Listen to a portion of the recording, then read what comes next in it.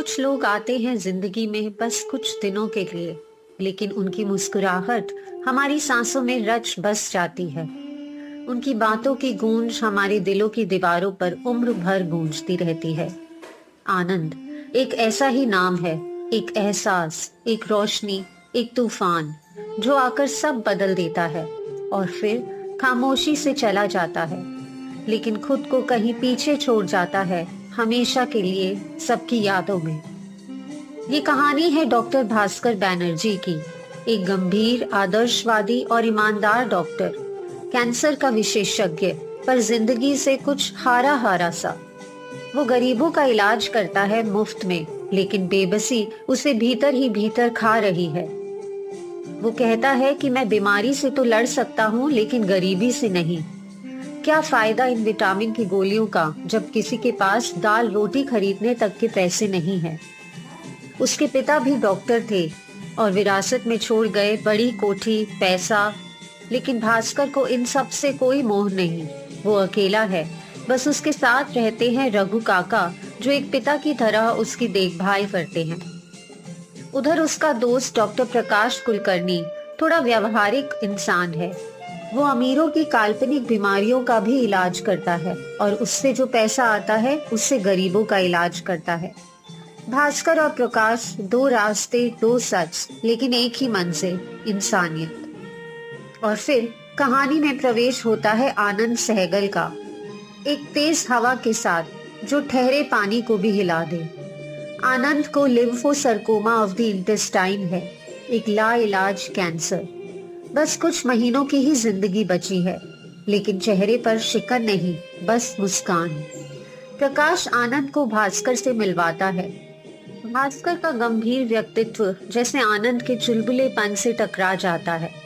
वो उसे कहता है, बाबू मोशाय, जिंदगी लंबी नहीं, बड़ी होनी चाहिए। भास्कर, जो किसी से भी जुड़ने से डरता था, अब धीरे धीरे हंसने लगा है। आनंद की सबसे बड़ी खूबी है लोगों को जोड़ना। वो किसी को भी देखकर बोल उठता है, अरे मुरली लाल, कहाँ गायब हो गए थे तुम? लोग चौंकते हैं, फिर हंसते हैं और दोस्त बन जाते हैं। आनंद अस्पताल में ज्यादा दिन नहीं टिक पाता, बातों से बाज ही नहीं आता।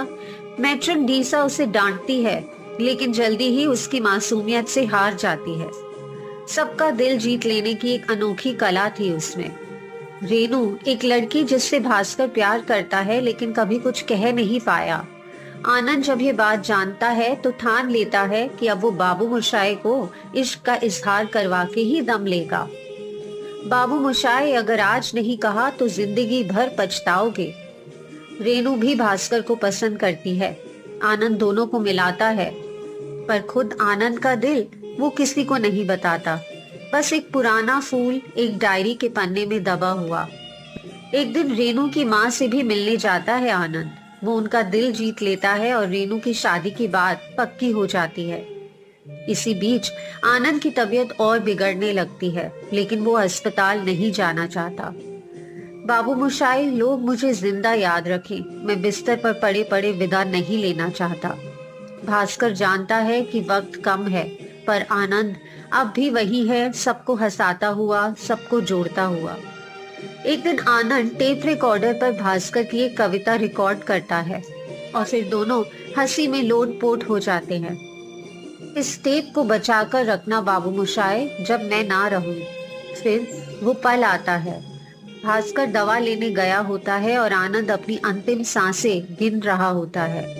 वो धीमे धीमे बाबू मोशाय कहता है और फिर शांत हो जाता है। भास्कर लौटता है, दौड़ते हुए कमरे में आता है। आनंद, बोलो ना, देखो मैं आ गया। और तभी टेप से आवाज आती है, बाबू मोशाय, जिंदगी लंबी नहीं, बड़ी होनी चाहिए। भास्कर की आंखों से आंसू बहने लगते हैं। कमरे में सन्नाटा है, लेकिन टेप में आनंद अब भी हंस रहा है। खिड़की से रंग बिरंगे गुब्बारे उड़ते हैं और आनंद आसमान की ओर बढ़ता है। कुछ लोग जिंदगी में आते हैं और सिखा जाते हैं कि मौत भी एक मुस्कुराहट हो सकती है। उसकी हंसी, उसकी बातें, उसकी छेड़छाड़, उसकी आत्मा, वो कहीं नहीं जाती, क्योंकि आनंद मरा नहीं करते। कभी कभी कुछ रिश्ते सिर्फ वक्त नहीं बांधता, वो हंसी जो आंसू बनकर आंखों में तैरती है, वो ही तो आनंद है, वो ही तो जिंदगी है।